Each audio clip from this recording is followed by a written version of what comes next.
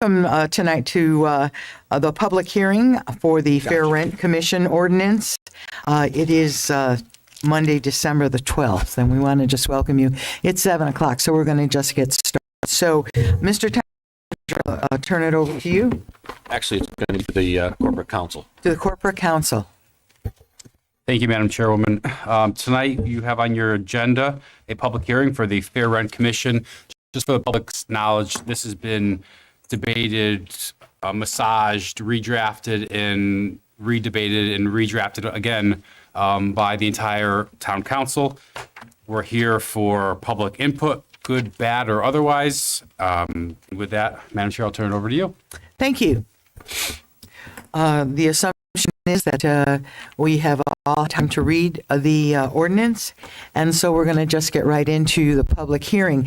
I would like to entertain anyone who might be speaking against the public, from the public for the Fair Rent Commission ordinance. I'm going to give you some time to come up to the front. Please give your name and address, and we're here to listen if you are opposed to the Fair Rent Commission as it is presented.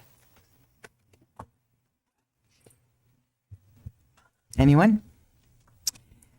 Hearing none, I'm going to open it up to those that are speaking in favor of the Fair Rent Commission ordinance that has been prepared. Please come forward if you are in favor of the Fair Rent Commission ordinance. Please give your name and address, please. Kenneth D. Delory, Riverside Drive. I'll keep this brief. I've been here for almost all these meetings, and I want to thank you especially for how you've gone through this process. I know there was some difficulties and some disagreements, but I'm very pleased with the compromises that were made. I think we're going to come up with a fair rent commission. Thank you very much. Thank you so much.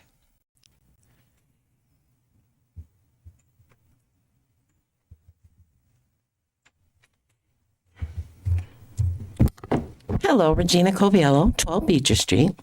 I read over all the papers for the proposal for the Fair Rent Commission. I know that you all worked hard at coming up with something that would be fair for both the tenants and the landlords. I know that Val and Paul worked together a lot coming up with this final draft. You did a great job. The only thing left is now, I guess, to appoint the commission members.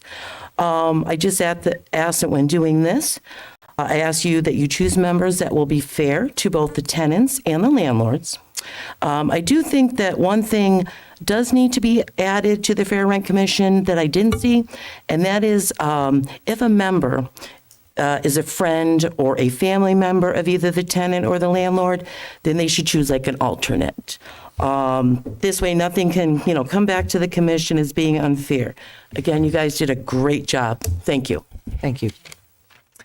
Anyone else?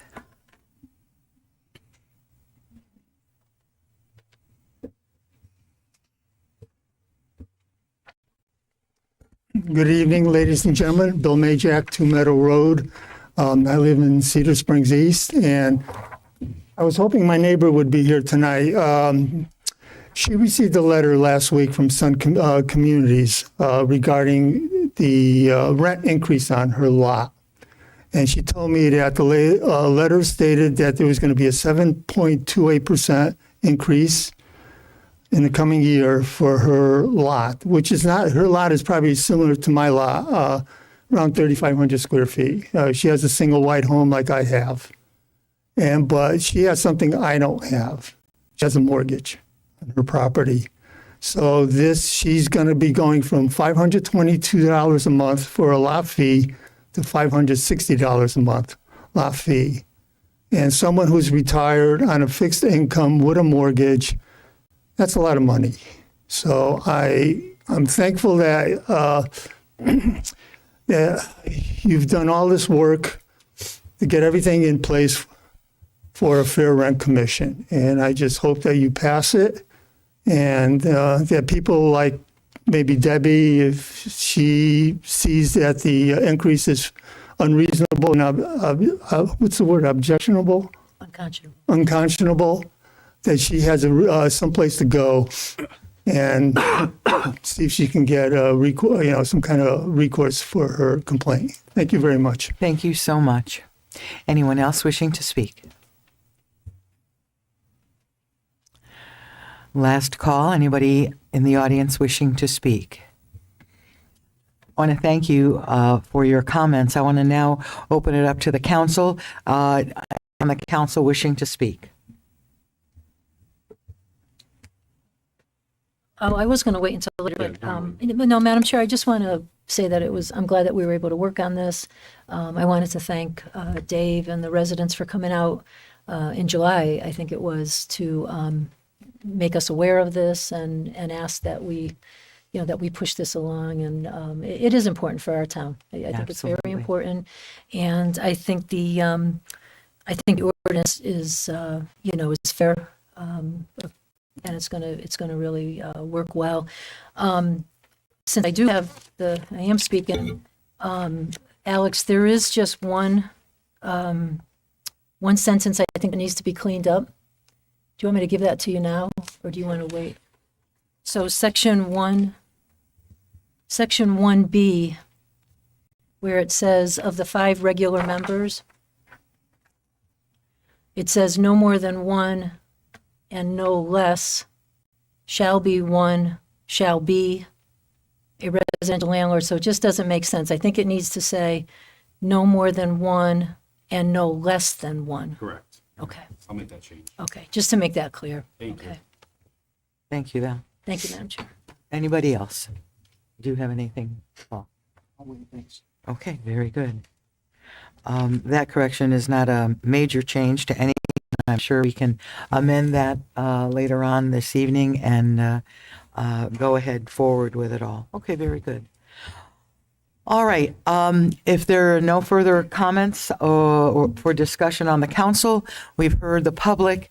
I will close the public hearing at this time, and we will move to action in the course of our regular meeting. So thank you, everyone. So let's just go right into our regular meeting before we all freeze. Madam Clerk, would you call the roll, please? James Morelli. Here. Christopher Palmieri. Here. Jack Perry. Here. Paul Chaplinsky. Leo Santo. Present. Valerie DiPaolo. Here? William Diedzik. Here. Tom Lombardi. Here. Victoria Triano. I'm here. Let's all stand, please, for the prayer and the flag salute.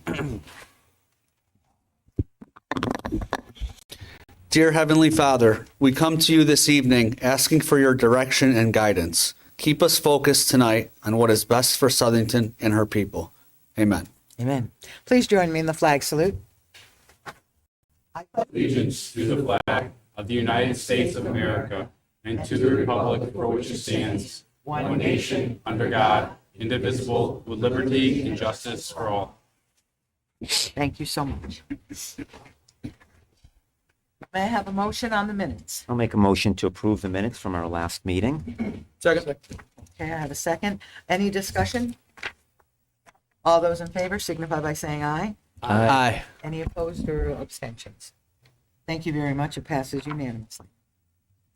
Councilperson's communication, please. Anybody wishing to bring up anything? Yes, I saw you grab that microphone. Just a brief thank you to everybody. There was too many names to mention, but the Christmas event in the village in Plantsville was held this past week, and just a huge shout out to everybody, all the vendors who participated, the volunteers. Some of you are here tonight. Thank you for making that special. There were so many people who came out and stopped many of the volunteers to say thank you. It was a great success. There was a lot of people who came out, and I'm hoping that we can continue to do that in the following years. So shout out to everybody who was involved. Anyone else? Yes, Chris? I had a couple things. First of all, I attended the Board of Education meeting on Thursday, just to keep everyone up to speed. The athletic fields were discussed, and the superintendent mentioned he's including that in the capital improvement plan. The priority is anything related to Title IX and safety for the athletic complex are the priority moving forward. And Steve Medancy shared he'll be attending our January 9th meeting to include the council in the conversation. A lot of people probably saw in the paper. Pleased to share, if you haven't heard, Deputy Chief Palmieri is the YMCA Person of the Year for all his work with STEPS, with the police department. So it's really a fitting honor for the Y to honor him.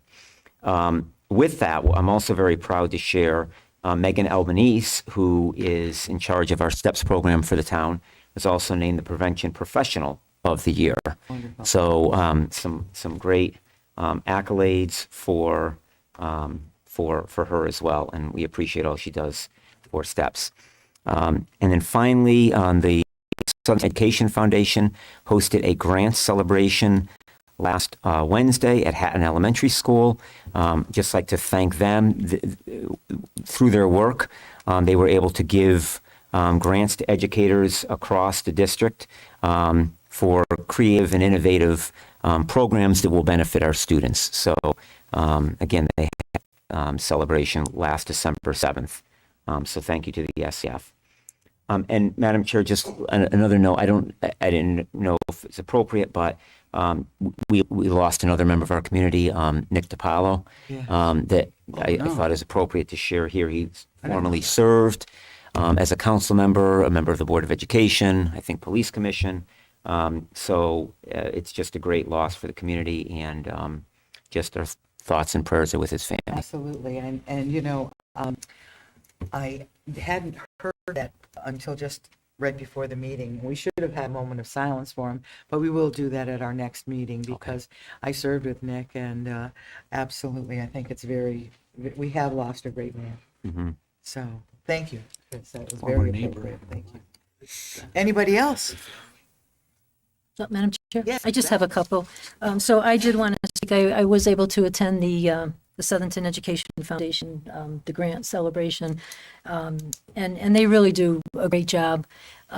What's nice about the grants that they were giving out is that they are encouraging educators to think outside the box, and a lot of grants on, diversifying the bookshelves and multicultural messages and things like that. So it was a really good night, really good celebration.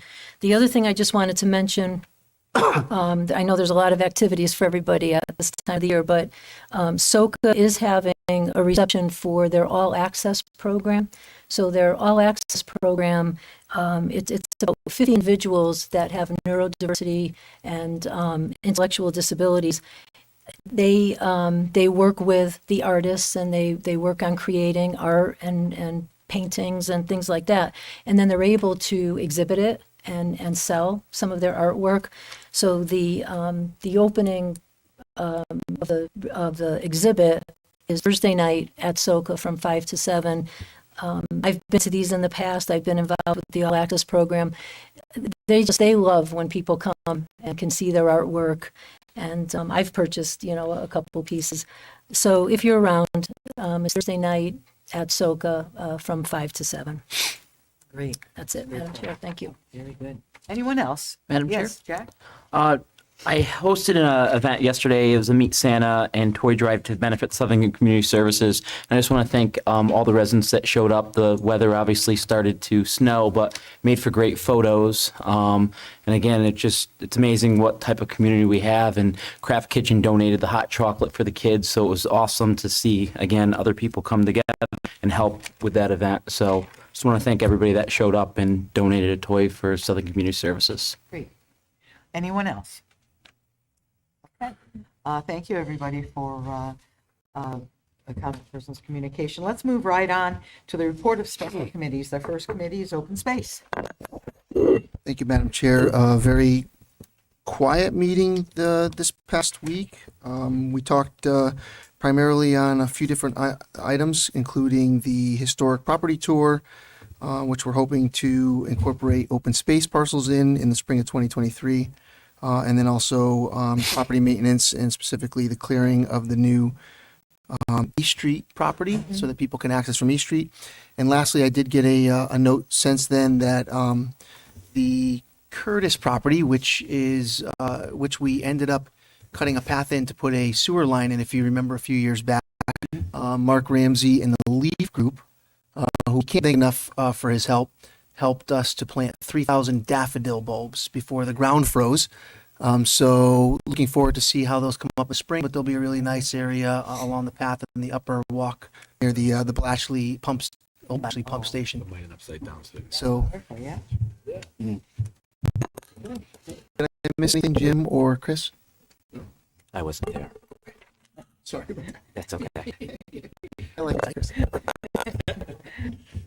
Item B, Public Works. Thank you, Madam Chair. We had our meeting on Wednesday, December 7th, couple of brief items. Bird Street, the trail crossing are going to have some stop signs soon, just like we did on Mill Street. I think they've been very helpful on Mill Street, and this will continue over to Bird Street. So we want to thank Chief Daly for that. The bulky waste transfer station is now in every other Saturday mode until mid-March. They were able to talk about leaves. They were able to do 2 complete passes of every zone. And interestingly, there were 7,685 tons of leaves collected this year, which is an increase over 5,448 last year. Wow. So next year we're going to have a contest. No. We're gonna, yeah. Less leaves. We're gonna have a contest. We're gonna have folks vote and see how many tonnage of leaves are gonna be I thought picked you up. wanted more So- tons next year. No. I think that's I think that was really interesting to see those numbers. We're gonna talk a little later about the Marion Avenue over Hummiston Brook Bridge replacement, so I'll reserve that for later on in the agenda. And Mr. Pooler was at our meeting, and he reported that in the prior month, there were 405 permit applications, and they performed 634 inspections.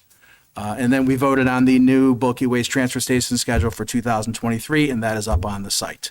So folks can access that so they know when the transfer station is opened. So I'm not sure if I missed anything, Paul, Chris, and Can I say one thing, Madam Yes, Chair? sir. As you know, Southington was, apologize to the children, but Southington was one of the only towns in the area that actually opened up on time today. That's a shout out to our Public Works Division, our third-party contractors, and our superintendent. They did an excellent job. Pete Romano and the superintendent made the call, but due to our Public Works Division, the schools were able to open up on time. And I had a lot of folks saying thank you for the work that they did on the streets. They really did a very excellent job. And of course, now that everything has melted a little bit, please be careful because it's quite slippery. my kids were a little fired up. But My wife was too. Palmeri, yeah, Chris, couple hours. My wife, they were all upset about it. That's it. Very good. Item C, Library Building Committee. Jim. Sure. Madam Chair, the Library Building Committee met last week, 12/7 Wednesday night. We continue to crunch numbers on the design. We had discussed in previous meetings the north wall having access to the inside outside with doors. It was originally determined that it was too expensive in the original plan, so we made a modification and some changes, and it looks like we will have a modified version of that in the final design. We also were reviewing some roof lines and some final details, and the architect is pretty close to finishing his actual budget. Our next meeting is scheduled for the 21st, but we may not have that meeting. So keep an eye on the town calendar. We may not meet till after the first of the year. Any questions for the Building Committee? Madam Chair, just a couple, Jim, I just had a couple questions. So with that north side of the building, was that where they were talking about then the gathering room? Like the size of the gathering room, is that going to be impacted at all? No, the actual floor plan has not changed at all. Okay. So the question was, this is a flexible community space. It's actually probably 2 large ones that could end up being 4 smaller ones. And the goal was to be able to have the ability to go inside and then have like a courtyard outside area. Right. And so the question was, do we put doors there or not doors, just have windows and not have access? That's the cheapest thing would be to not have any access, just have windows. To the outside, no Right. access to the Right, outside. Right. Or we could just put a couple of doors on either end.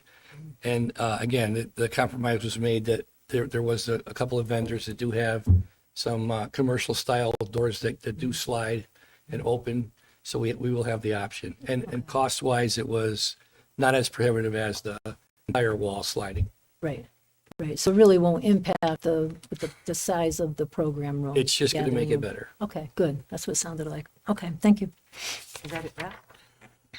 Very good. Anybody else? Thank you. Let's move on to the sewer committee. Madam Chair, I was going to give that report. Sure. Okay. So it really, just a very brief meeting that we had. Everything's moving along. It's status quo. The sewer lining rehabilitation work by Granite Inliner, that's moving along, as well as it has been moving. And the Plantsville pump station is nearing completion. And the West Queen pump station's moving along. That will be a substantial completion anticipated by June 30th, 2023. So everything's pretty much status quo. Thank you. I'd like to just add a couple of special committees. Tom, self-insurance. Yes, Nick, thank you. No agenda item. I just wanted to make the public and the council aware that there's an apple harvest meeting this Wednesday at 4 p.m. That's held at the Calendar House. And also this Wednesday at 5:30 p.m. we do have a self-insurance meeting in the Town Hall Council Chambers. So just two announcements. Thank Very you. good. Thank you so much. Let's move on. Item 5, the town manager's report. Thank you, Madam Chair.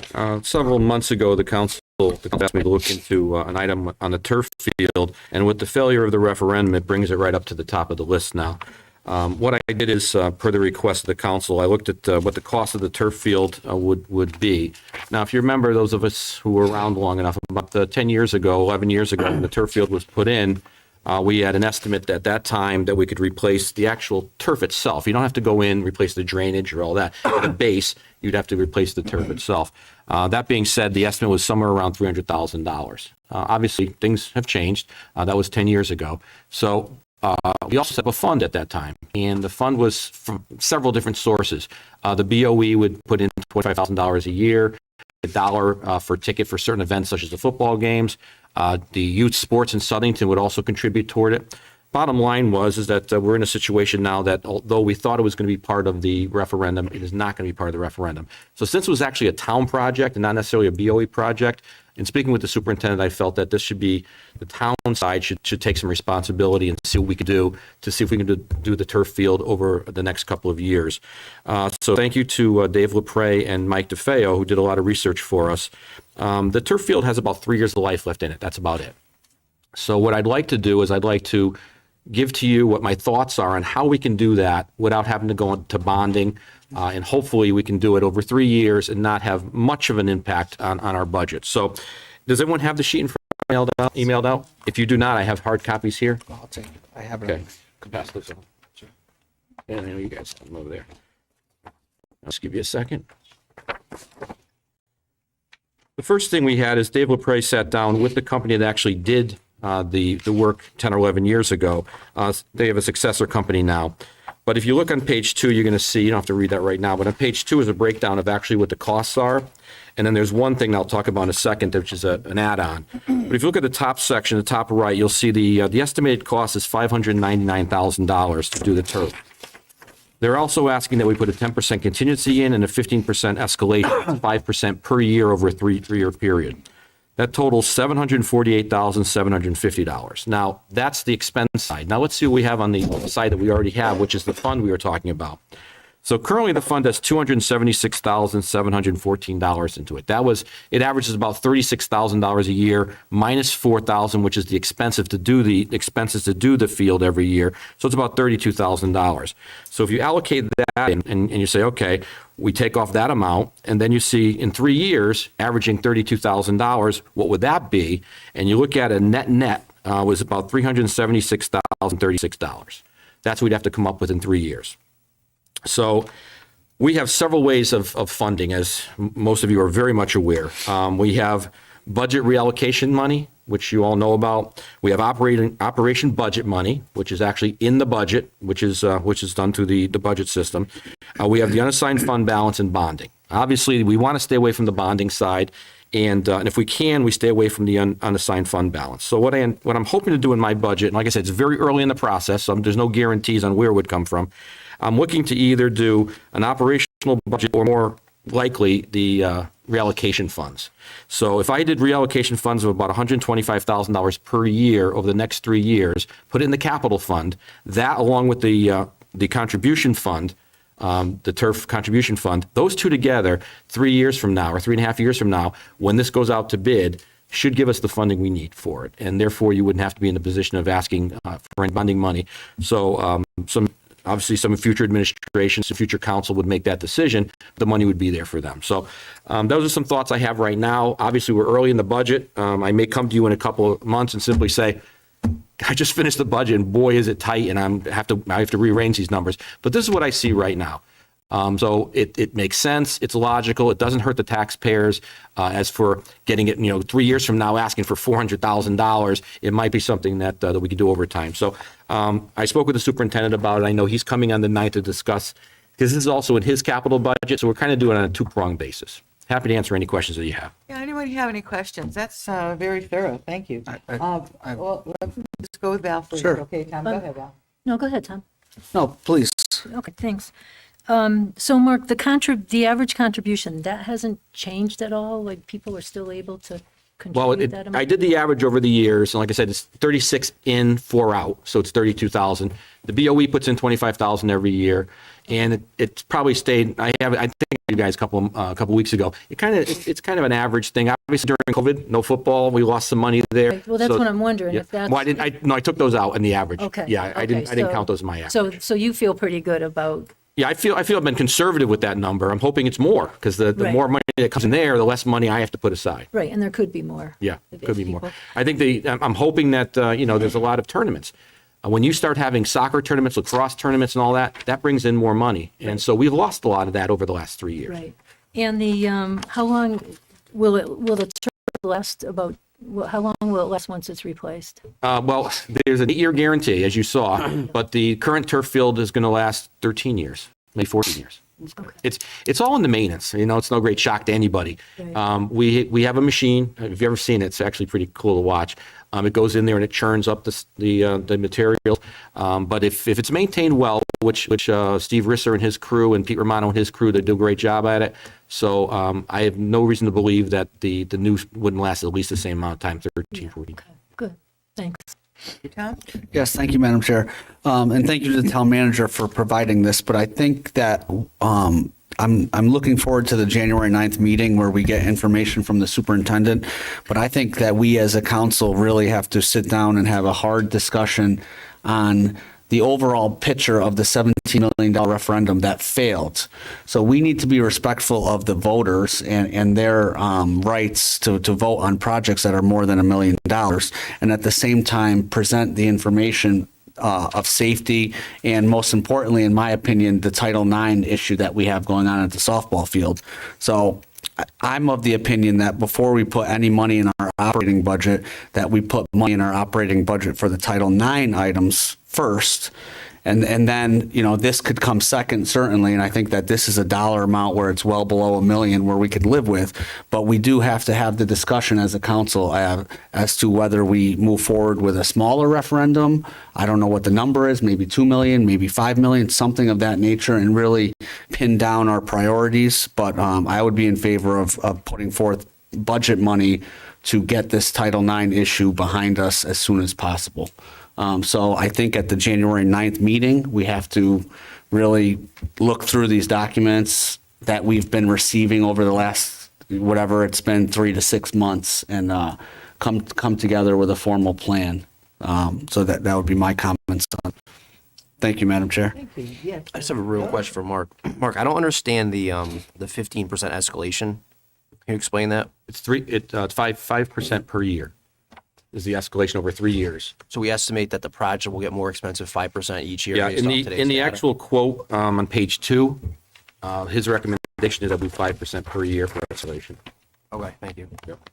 No, but Yes, go ahead. And to add to Tom's point, and you mentioned it, the superintendent has put forth his budget, his capital, first reading of his capital budget, which has a lot of this stuff in it. And when we talked, we thought it'd be a great idea that he come on the 9th, because his capital budget won't be finalized by the BOE until after that. So it's a perfect timing for him to come, and certainly he'll be prepared to answer any of those questions that you guys have. Thank you.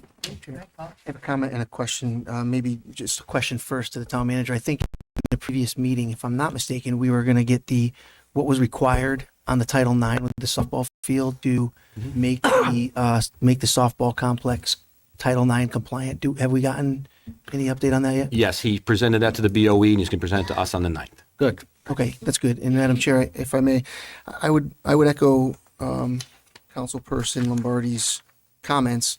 You know, we did have a referendum that didn't pass. It's pretty clear that in the referendum there's needs and there's wants. And for example, the Title IX issue is a need, and some of the safety issues are a need.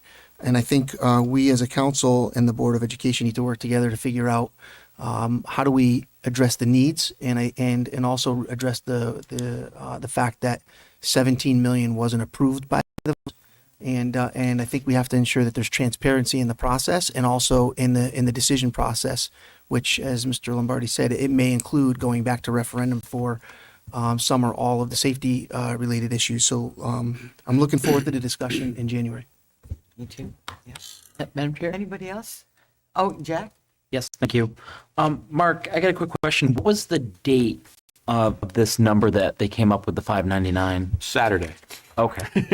Very current, because again, I tried to get it in your package, as you know. I sent you an email today. We didn't get a number Saturday, so I put it together bright and early this morning. And then there's an option for some pad, a Brock SP17 pad. What is that? We don't currently have that, but sometimes the gentleman said sometimes in the new construction, you might want to look to that.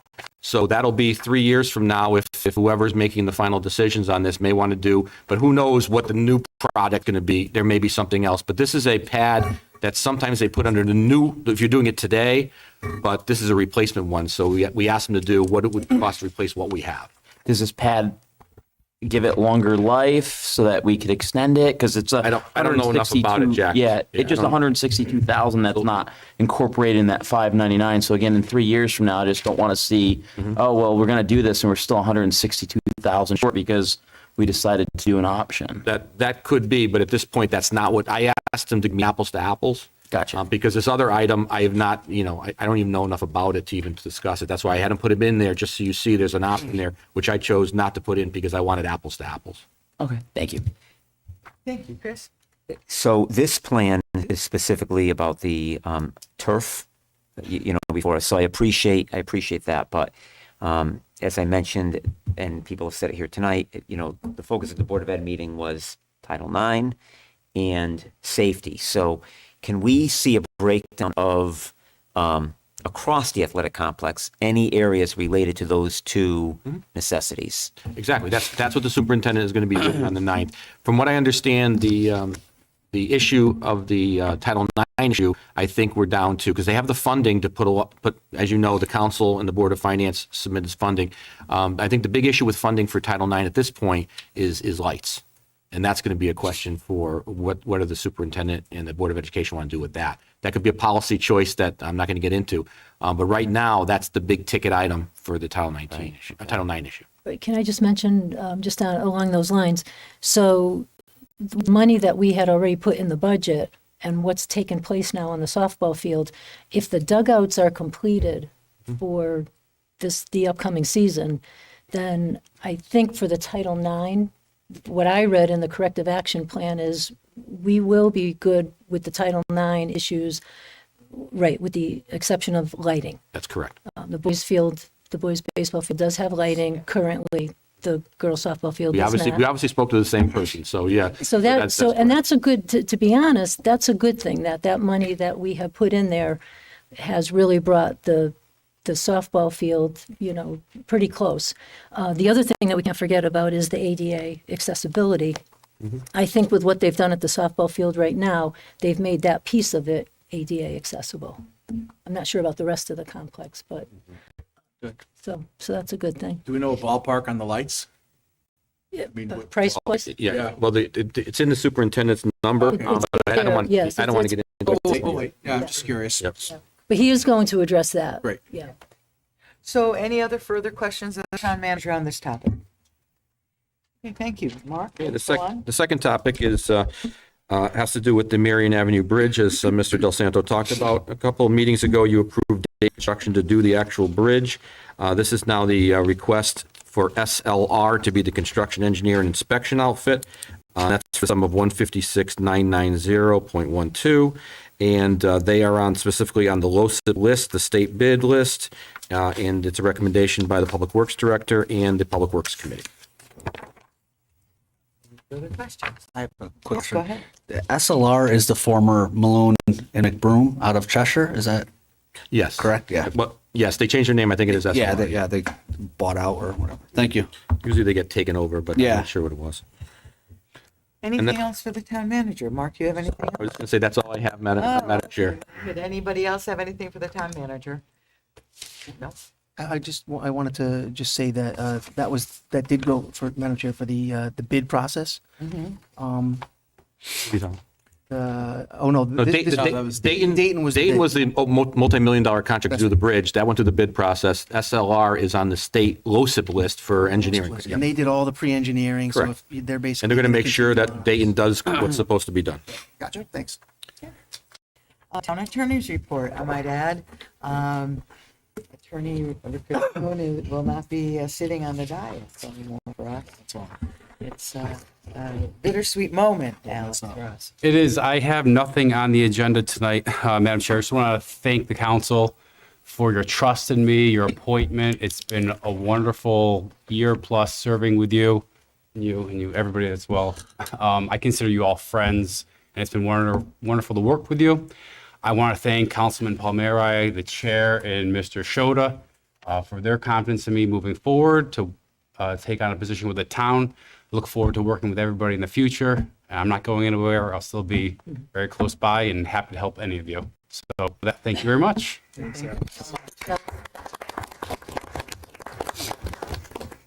Very good. Lame duck. Now he has to That was see a me very every day. fast, report, I might add, Alex, but that's all right. We'll let it go. Let's move along to public communication. We're here to listen to you, and you may come forward for 5 minutes. Please give your name and address, and we'd like to hear what you have to say.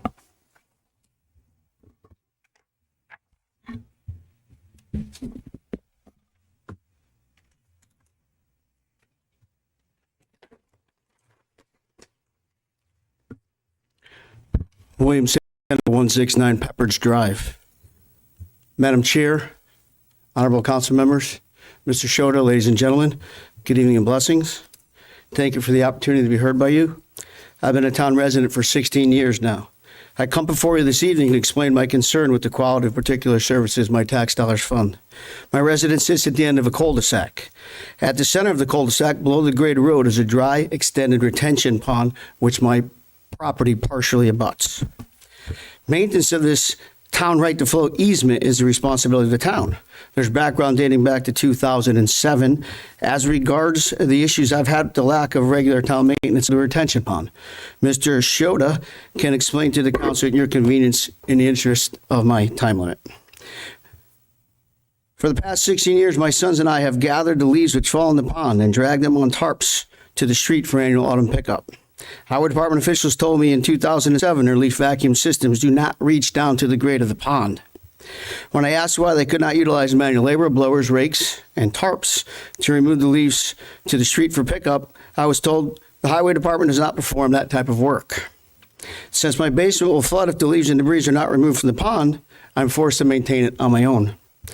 This year, my sons removed the leaves from the pond. Obviously, after those oak leaves or oak trees on the perimeter finally gave them up and dragged them to the cul-de-sac for pickup. Unfortunately, the timing of such occurred after the leaves in my zone had already been picked up. The pond leaves remained in the cul-de-sac for 3 weeks. On 1 December, I phoned the Highway Department. I spoke with an unidentified woman. I explained the leaves from the pond were still in the cul-de-sac and wanted to make sure they knew this so the leaves could be picked up. She told me my zone had already been picked up, and the Highway Department personnel would not be returning to remove the pond leaves. I again explained the importance of the leaves being removed so they would not end up back in the pond and cause problems for the flow of future storm runoff water. The woman put me on hold for the better part of 5 minutes. When she returned, she said, "As I already told you, sir, we will not be coming back to your zone. It has already been picked up. If you have a complaint, you can call the town." I concluded our conversation by stating I thought I had called the town, but nonetheless, I wished her a blessed remainder of her day. I then called the town's public works director. I was transferred to her voicemail. I left a brief message about my situation and requested a call back. I never received a call back from Ms. Turnquist. Finally, I called the town manager's office and spoke to his assistant, Pat. I explained the leaf pickup issue. Pat took my name and number, said the manager's office would look into it and get back to me. Pat left me a voicemail less than an hour later stating the manager's office had spoken to the highway department and was informed Zone 1 had just been completed with a second pass and the remaining zones would receive a second pass. She assured me the pond leaves in the cul-de-sac would be picked up. On 2 December, I was in town in the vicinity of my residence all day. I saw both town-marked leaf collection apparatus and contractor equipment all around my neighborhood throughout the day. At around 1600 hours, I arrived home and saw the leaves were gone. I subsequently mentioned to my wife in conversation and appeared the town had indeed collected the leaves. She informed me that our neighbor and his wife across the street had dragged them into the tree line behind their house and deposited them there. Of course, I had not informed them of my conversations with town officials. However, at the end of the day, the highway department did not pick up the leaves. Living at the end of the cul-de-sac has been quite an experience with winter snow cleanup as well. My street has always been plowed by a town highway department truck. For several years now, during storms of significant snowfall, my cul-de-sac does not get plowed until well after the storm has passed. My inquiries to the highway department have been met with responses including the following. Why do you have to start trouble? We do not have time to clean up all the cul-de-sacs in town until after the storm has passed, as we concentrate on keeping the roads open for emergency vehicle traffic. Our plows do not angle left and right. Our crews have to go home to sleep in order to be safe on the road. As a result of these excuses, keeping the cul-de-sac clear has become my duty. My wife is a healthcare provider. When it snows, she must go to work. When it snows significantly and the highway department plow pushes only the snow in the middle of the road, a 4-foot berm is left on the sides of the cul-de-sac. As a result, my sons and I are left to use shovels to knock down the berms to a level manageable to be able to use a snowblower to move the snow. But as I'm getting older and my sons are venturing on their own, I was now forced to buy a pickup truck with a plow in order to clear the cul-de-sac in the most efficient manner. Many significant storms have passed with my cul-de-sac buried for more than 24 hours. I conclude by imploring my elected officials, ensure taxpayer-funded services are efficiently and adequately provided in an equitable manner to all residents. I opine you can assure such by demanding better accountability within the Department of Public Works and specifically involving the duties of the Highway Department. I encourage each of you to contact me directly should you wish to discuss my concerns in more detail. I thank you very much for your time. I wish you all are very blessed and Merry Christmas. Madam Chair, I have a copy of my document, actually 10 or 11 of them. Oh, that would be Can I fine. We're approach going the to bench? also include a copy of that right into the minutes, so May I we have approach? all your information. You can just bring it here, or just give it to the clerk. That way it'll be directly to the clerk. Thank you so much for Madam coming Chair. out. Can I just double check the address, Mr. San Zero? Did you say it's Long Lane, 70? Pepperidge? My own. 169 Pepperidge. 169 Pepperidge. Thank you. It's on the document. Thank you. Thank you. Thank you. Thank you very much. Okay. Anybody else? Please come forward. Thank you.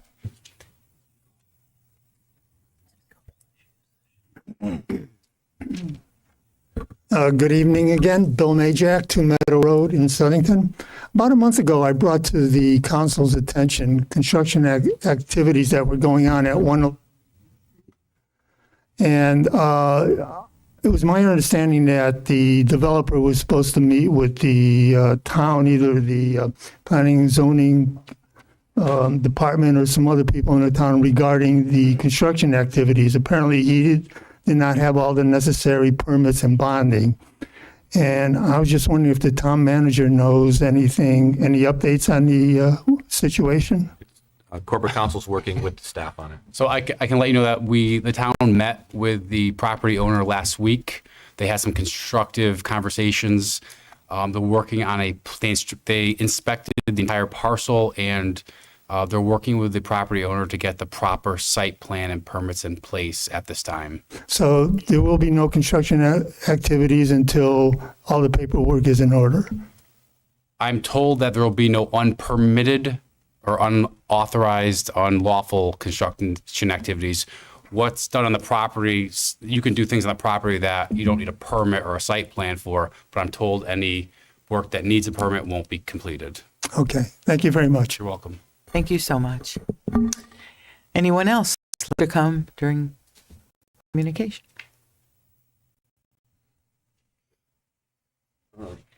Once again, Kenneth D. Delory, 43 Riverside Drive. Thank you for the opportunity to speak and all your efforts on behalf of the town. Following up on what Bill said, if one of our residents said that when they were working there last week before your meeting, I think, that they took videotape of their personal belongings rattling around inside their home. I don't know what could be causing that. But if there's cracks in sheetrock, I don't know the law on this. Do they have to pursue some sort of personal lawsuit against the developer? Anybody know that? Anybody? My suggestion would be contact your homeowner's agent, and they'll tell you what to do. Okay. All right. So my other comments are a lot of times I've been here and asking for something for you guys and complaining. And I just wanted to say something positive. And one of the things I've noticed, you guys are right on top of public work stuff. And I mostly notice the stuff that concerns our residents, but I can just think of the West Green Street grade crossing was done recently. The water main breaks on West Green that have happened a couple times over the last year and a half. We're taken care of, I think, with deliberate speed, given the significance of them. I know you've been struggling with the septic tank system, but staying on top because we can see it every day. And then the big water main break that was down on Route 10 near Spring Street, that was fixed in no time. So I want to thank you for staying on top of that kind of stuff. One last, I do have another question. Our residents would be very interested in that rail trail being extended up where we are. Is there any update on that? I know it's been a sticking point for a long time. It has been a sticking point. Does anyone want to comment on it? Certainly, there's phase 3, which we now broke up phase 3A and 3B. 3A is moving forward, and that's the one from the police station up to we're short of your area. And that's moving forward. That's been designed and it's being funded by the state. I wish I could say the same for 3B, which is from Aircraft Road north to the Plainville line. That is not moving forward at this time. There's been an issue with the acquisition of the rail. There's been an issue with the title aspect. They may not want to transfer that to the state of Connecticut. So there has to be looked at other avenues to get through. So 3A is moving forward. So you'd have to walk a little bit to the south to get to it from your area. 3B is not presently designed to move forward. Do you know how it would cross Spring Street? Does it 3A come north of Spring Street? It goes to aircraft. Right, Yeah, right to aircraft. aircraft. It goes to aircraft. Comes to Aircraft Road? Right down the That's trail. where we are, so. Yeah. You'd be able to access it. So, okay, guys. The Redstone property, Yep. the Redstone property will not be accessed, but the Aircraft Road one should be able to be accessed. Okay, perfect. All right, thank you. Very good. Thank you.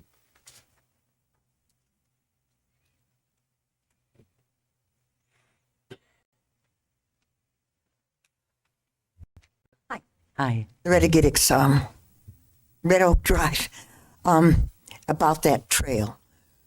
I don't know what A or B is, but the one that's going by Yard Metals on Redstone, That's B. is that still in the works? Do they still want to go that way? It will not be going on, presently it will not be going on the trail because of the fact that the people that own, the company that owns the trail is not interested in transferring the property to the state of Connecticut. Therefore, we cannot go on the trail. So you can't go by Yard Metals? It won't go by Redstone? Can't go on the rail itself, which is with like the rest of the town. That was purchased by the rail company, by the state of Connecticut, and then leased to the town of Southington. That section, which I'll call 3B, which is Aircraft Road to the north to Plainville, that's 3B. Right, yeah. That part is not being transferred to the state. So between the state, the town, and some of the property owners, we have to come up with a better route to get through up to Plainville without using the rail itself. Okay. Okay, thank you. Thank you. Anyone else?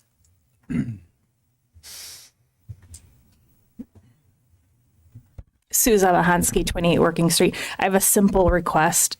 This PA system, when you listen online, cuts in and out. And so often the transmissions, when you're watching from home, are very choppy. And for some of us, it's hard to get here. So, and we like to hear them. So I don't know if we can upgrade this PA system or fix the tech issue that causes it to cut in and out.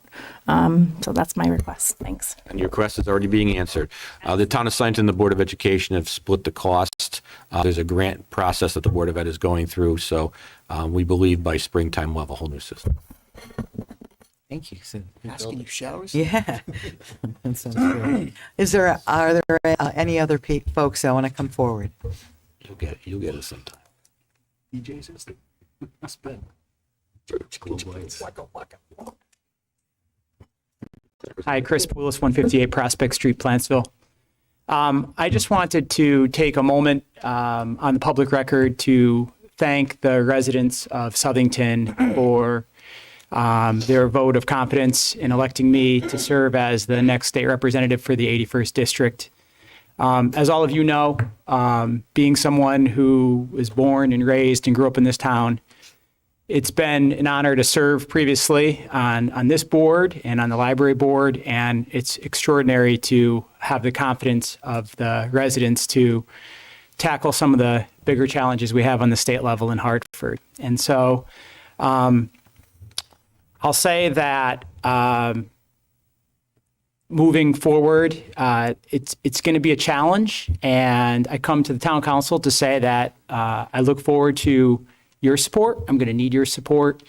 I'm going to need your productive collaboration. I've already had positive meetings with Chairman Hammersley from the Planning and Zoning Commission. We had a nice conversation, and many residents. It's the phone starts buzzing after Election Day, and so whether you supported me or residents supported me or not, I am committed to listening, to sitting down and working towards doing what's best for our town. And you have my word. I will remain civil and lead with as much integrity as I can muster up. And that's my promise to this town. I thank you all. And beyond that, in the meantime, by the way, you all have my contact info, so don't hesitate to reach out. But in the meantime, I want to wish everyone here a Merry Christmas, a happy holiday season, and a peaceful and healthy new year. Thank you. Thank you so much. Thank you. Thank you for coming. Very good. Anyone else? Okay, let's just move right along to old business. Action on the Fair Rent Commission ordinance. I just want to say before we move on the ordinance, I want to thank the whole council for meaningful conversation and input. And Val and Paul have worked very hard in actually getting the documentation, and I look forward to us moving forward unanimously. So, may I have a motion, please? Madam Chair, I'd like to make a motion to approve the Fair Rent Commission ordinance as amended by Councilwoman DiPaolo, 1B, saying no more than one and no less than one shall be residential landlord. Very good. Second, Madam Chair. And you second that, right, Val? Yes. Thank you so much. All right, is there further discussion on this? Yeah, Madam Chair, just a thank you again to Val and the entire town council for all of the work that everybody's done on this. A lot of kudos to the residents who came out. You know, there's a lot of good feedback that we received throughout the process, and it was not just here, but in some of the external offsite dialogue as well that helped to shape and transform the ordinance. Hopefully, we've put a balanced ordinance together, and I think now it's going to be in the hands of the committee to do their job. So thanks to everybody. And speaking of Yes. the committee, so the process from here, Alex, would be, if we approve it, notice goes out and then 20-day. And your 20-day passes, and then I would assume is it January 12th, 14th, 9th? I'm not sure that's enough time. But when it's approved, then once you have that in place, then you could appoint your full commission plus alternates. So I guess that's my question on, probably Yes. not on the January 9th agenda. No, but the following Following meeting, I agenda, believe we that can- we should be prepared to go forward with this thing. I'm very happy that we are moving forward at a good rate of speed and get it in place. So but that would be our target date, would be the second meeting in January. Thank you. Okay? Anybody else have any questions or Madam comments? Chair, just quickly, just to reiterate what everyone's been saying, but for Paul and Val, thank you very much for hauling the iron on this. You guys really worked hard.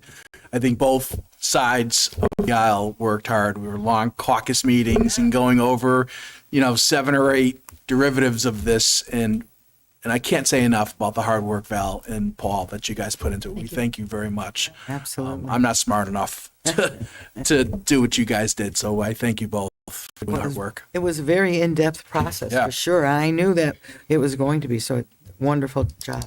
And Madam Chair, before you vote, I just want to put a letter from Attorney Jeffrey D'Onofrio into the record, just stating that he's reviewed the draft Fair Rent Commission ordinance. He found it to be fair and balanced and complies with all Connecticut general statutes. I'm going to give it to the clerk just to be part of the minutes as well. Thank you. Yes, I appreciate that. Any other further discussion? We have a motion on the floor. Madam Clerk, would you call the roll? Morelli? Yes. Palmieri? Yes. Perry? Yes. Chaplinsky? Yes. Del Santo? Yes. DiPaolo? Yes. Dietzick? Yes. Lombardi? Yes. Triano? Yes, we have a vote. It passes unanimously. Thank you, everyone. Very good. Item 2, action on the award of the Marion Avenue Bridge contract. Madam Chair, I will make that motion to approve the aforementioned SLR, sorry, as presented. I'll second, Madam Chair. We have a motion and a second. Any discussion on this matter?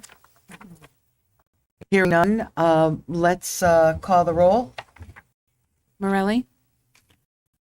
Palmieri? Yes. Perry? Yes. Chaplinsky? Yes. Del Santo? Yes. DiPaolo? Yes. Dietzick? Yes. Lombardi? Yes. Triano? Yes, thank you very much. Approved. Let's move right on to new business, to appointments. The appointment of our next town attorney. Madam Chair, I'd like to make a motion to appoint Attorney Lou Martaccio for the next town attorney position. A second, Madam Chair. Yeah, second. Attorney Martaccio has been in practice for 33 years. I thought it was 32. I didn't want to cut didn't want to cut you short, Lou. Yeah, very good.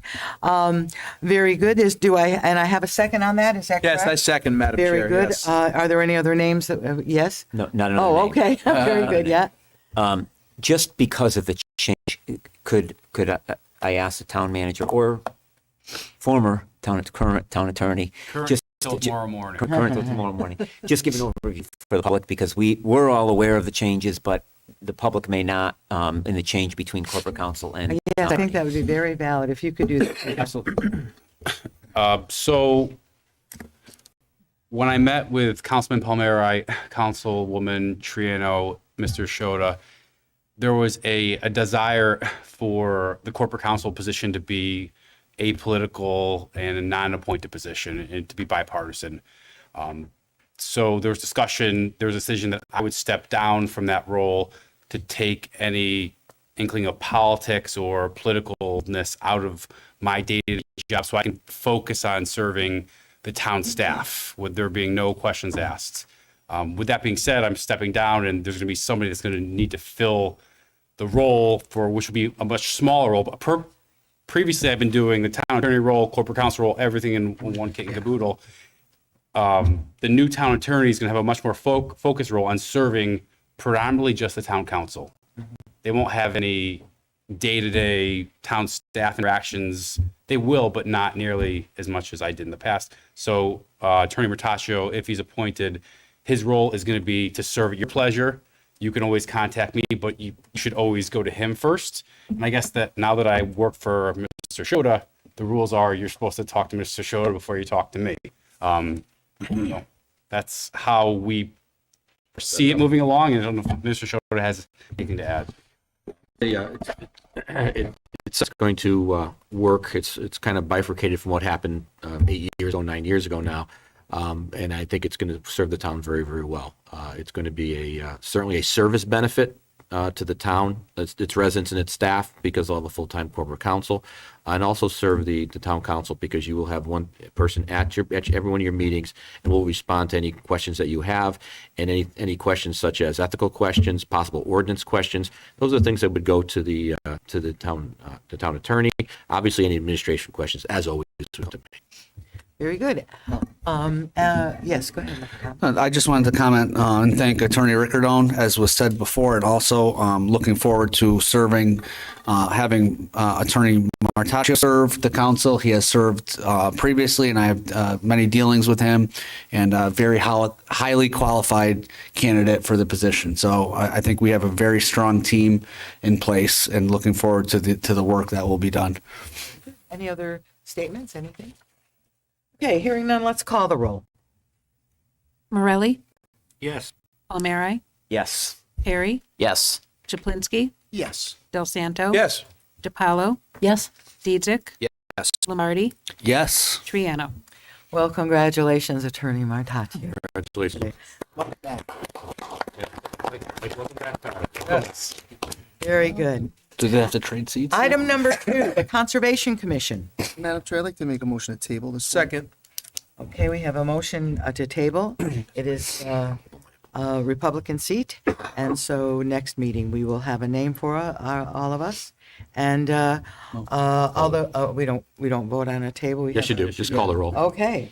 I'll call the roll. No, just all in favor is fine. All in favor, signify by saying aye. Aye. Any opposed? Thank you. Item 3, Police Commissioner. Madam Chair, I'd like to put forward the name of Sean Garris of Meriden Ave. Mr. Garris is a graduate of Southern Connecticut State University. He's been a Southington resident for the past 4 years. He is a U.S. Air Force reservist. He was formerly a New Haven Police Commissioner, where he assisted in the development of vehicle pursuits policy, facilitated dialogue between community members and officers on community policing and quality of life initiatives. He's the acting purchasing agent for the city of New Haven, where he procures supplies, materials, equipment, and contractual services for the city. He has also facilitated diversity training and worked on budget development, local union. He's also a local union steward, and his past work experiences include executive director of the Dixwell Community House. And he was also the chair of the Citywide Youth Coalition and board member of Urban Resource Initiative. And he worked on a charter revision committee for the city of New Haven. With that, I would put forth the name of Mr. Sean Garris. Do I have a second? Second that, Madam Chair. Thank you very much. Do we have any other names to present? Hearing none, Madam Clerk, would you call? Discussion. Any further discussion? Thank you.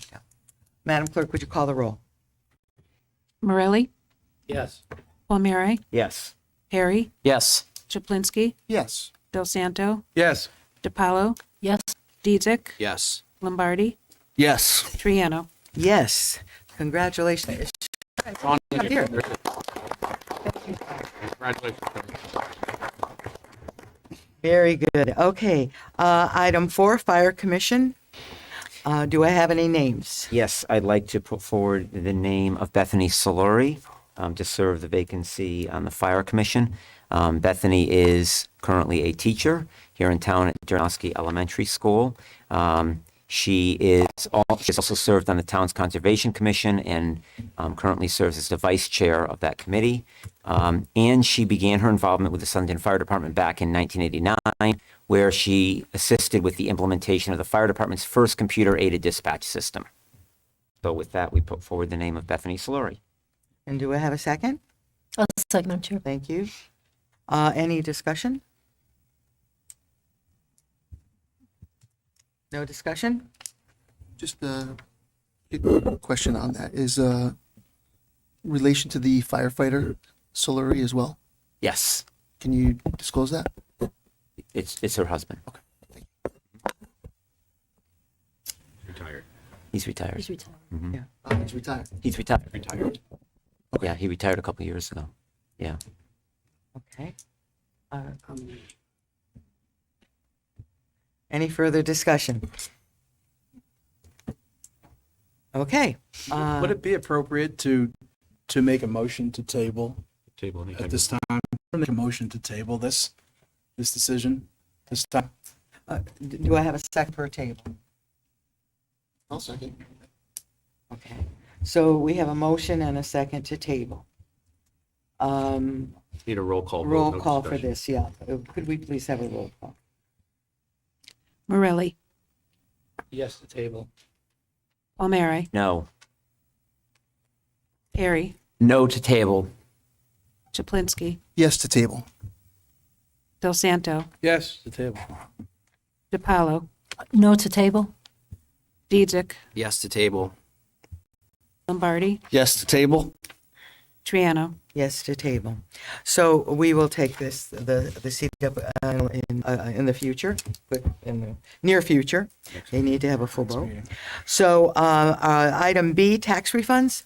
Madam Chair, I make a motion to approve the tax refunds that are presented in our packet. Second. Okay, very good. All those in favor signify by saying aye. Aye. Any opposed? I hear none. Very good. Thank you, everyone. Motion to adjourn. Yes, Second. thank you, everyone. All those in favor? Aye. Have a very happy holiday. Thank you, everybody. Merry Christmas. Happy Hanukkah. Yay, Kwanzaa.